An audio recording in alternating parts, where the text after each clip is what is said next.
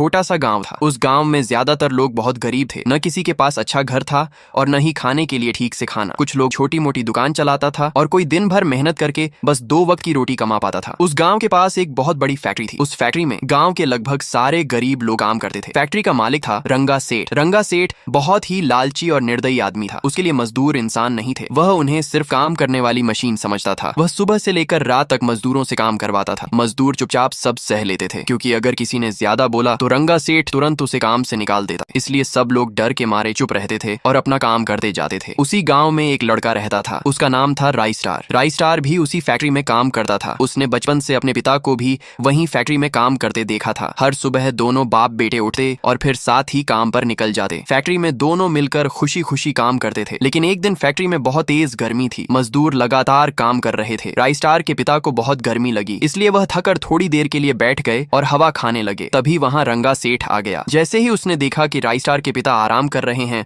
वह गुस्से से पागल हो गया। उसने गुस्से में आकर राई स्टार के पिता को सबके सामने जोर से मारा और कहा, काम करने के पैसे मिलते हैं, यहाँ बैठने के नहीं। राई स्टार से यह सब देखा नहीं गया। उसका खून खौल उठा। उसने पास पड़ा एक बड़ा डंडा उठाया और रंगा सेठ को जोर से मार दिया। रंगा सेठ दूर जाकर गिर पड़ा। फिर राई स्टार ने पहली बार उसकी आंखों में आंखें डालकर कहा, हम गरीब जरूर हैं, लेकिन तुम्हारे बाप के नौकर नहीं। फैक्ट्री में एकदम सन्नाटा छा गया। सारे मजदूरों के चेहरों पर एक अजीब सी मुस्कान आ गई। रंगा सेठ गुस्से से लाल हो गया और चिल्लाया, सालों, मुझे मारते हो, निकल जाओ मेरी फैक्ट्री से। राई स्टार चुपचाप अपने पिता के साथ फैक्ट्री से बाहर निकल गया। रास्ते में चलते हुए उसके पिता अचानक रुक गए और बोले, क्या जरूरत थी उसे मारने की? राई स्टार ने कहा, तो क्या करता, आपको मार खाते हुए देखा। यह सुनकर उसके पिता की आंखों में आंसू आ गए। राई स्टार ने पहली बार अपने पिता को इस तरह रोते हुए देखा था। उन्होंने धीरे से कहा, गरीब लोगों की कोई इज्जत नहीं होती बेटा, हम लोग सिर्फ मजदूरी करने के लिए पैदा हुए हैं। पिता की यह बात राई स्टार के दिल पर लग गई। उस रात वह सो नहीं पाया, बस रोता रहा। अगली सुबह जब वह उठा तो उसने देखा कि उसके पिता की हालत बहुत खराब है। वह तुरंत उन्हें अस्पताल ले गया, लेकिन डॉक्टर ने कहा, बहुत ज्यादा मेहनत करने की वजह से ये बहुत कमजोर हो चुके हैं। राई स्टार धीरे से कमरे के अंदर गया। उसके पिता उसका इंतजार कर रहे थे। उन्होंने कहा, बेटा, मुझे तुमसे एक बात कहनी है। राई स्टार बोला, बोलिए पिताजी। उन्होंने कहा, बहुत साल पहले गांव से कुछ दूर मेरी भी एक फैक्ट्री हुआ करती थी, लेकिन एक दिन अचानक वहां आग लग गई। उस आग में बहुत सारे लोगों के साथ तुम्हारी माँ भी जलकर मर गई। कुछ देर चुप रहने के बाद उन्होंने कहा, वह फैक्ट्री आज भी वहीं खड़ी है। मैं चाहता हूँ कि तुम उसे फिर से पहले जैसा बना दो। राई स्टार के चेहरे पर उदासी थी, लेकिन उसके दिमाग में एक बड़ा सपना जन्म ले चुका था। कुछ ही दिनों में उसने उस पुरानी फैक्ट्री की मरम्मत करवाई, नई नई मशीनें लगवाई और उसे फिर से पहले जैसा बना दिया। फिर उसने रंगा सेठ की फैक्ट्री के सारे मजदूरों को अपनी फैक्ट्री में बुला लिया